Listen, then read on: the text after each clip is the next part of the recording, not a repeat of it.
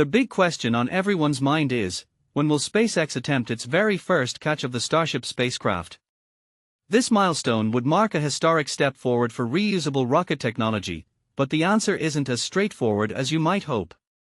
While SpaceX has demonstrated impressive skill in landing the Super Heavy booster back at its Starbase facility in Texas, the upper stage of the Starship, the spacecraft itself, has not yet been caught on land.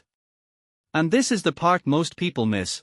Landing the booster is one thing, but safely bringing the entire Starship vehicle back to land presents a whole new set of challenges. Last week, SpaceX had its most successful Starship flight to date. The 10th test flight saw the company achieve multiple goals, including controlled landings of both the massive first-stage booster and the upper-stage spacecraft, though the latter landed in the ocean, far from the launch site. This was a big step forward from earlier flights, where the booster was landed and secured on the launch tower itself by giant mechanical arms at Starbase in southern Texas. These arms caught the towering 71-meter Super Heavy booster, a feat first accomplished during test flights 5, 7, and 8. But here's where it gets controversial. For more recent flights, including the latest one, SpaceX deliberately chose ocean landings for the booster instead of returning it to the launch pad. Why? Because the company wanted to trial a riskier but more fuel-efficient landing approach, involving a steeper descent. While this method uses less fuel, it also raises the odds of a hard landing, so landing in the sea reduces the risk of damage to critical infrastructure on land. Critics could argue this is a step backward in terms of full reusability, but SpaceX seems focused on testing all possible landing profiles. Turning to the Starship spacecraft itself, the ultimate goal has always been to land and catch it back at Starbase in the same manner as the booster.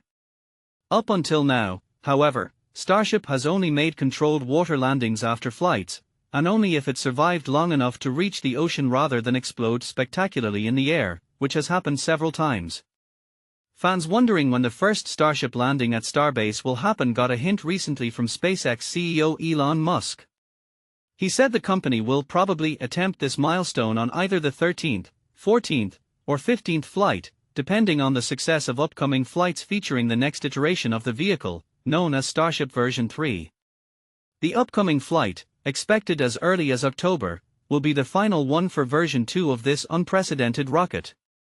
Version 2 stands at a towering height of 123.1 meters, but version 3 will be slightly taller at 124.4 meters and packed with even more power.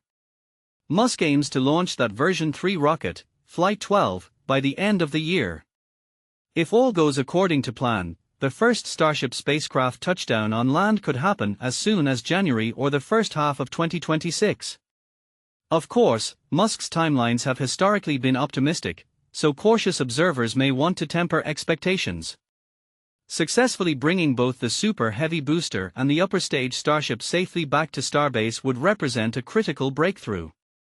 It would bring SpaceX closer than ever to fully reusable rockets, enabling quick refurbishment and refueling of both stages right at the launch facility.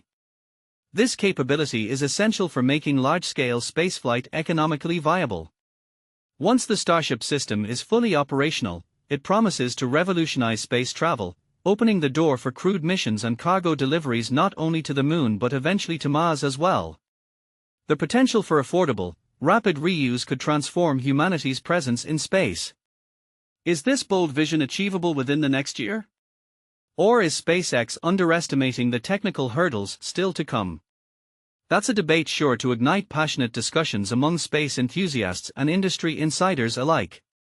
What do you think? Will SpaceX meet these ambitious targets, or will the challenges of catching Starship on land prove too difficult, at least for now? Join the conversation and share your thoughts on this fascinating next chapter in rocket innovation. For context, here's a brief look at some recent SpaceX highlights. Earlier this year, an unmanned Falcon 9 rocket successfully deployed a robotic spaceplane for the U.S. Space Force during the USSF-36 mission. This flight featured a stunning nighttime launch from Kennedy Space Center, showcasing the reusability of Falcon rockets.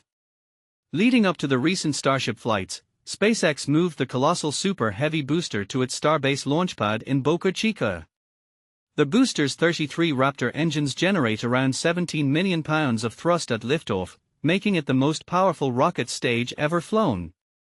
SpaceX is also managing multiple launches around the country. For example, they planned 2 significant flights just 1,000 miles apart last weekend, highlighting the company's expanding launch cadence.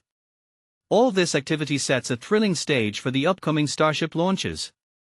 Whether you're a veteran space geek or new to the subject, these developments hold monumental implications for the future of space exploration. So, what's your take? Are we truly on the brink of a new era of reusable spacecraft, or is there more work ahead before Starship's full potential can be realized?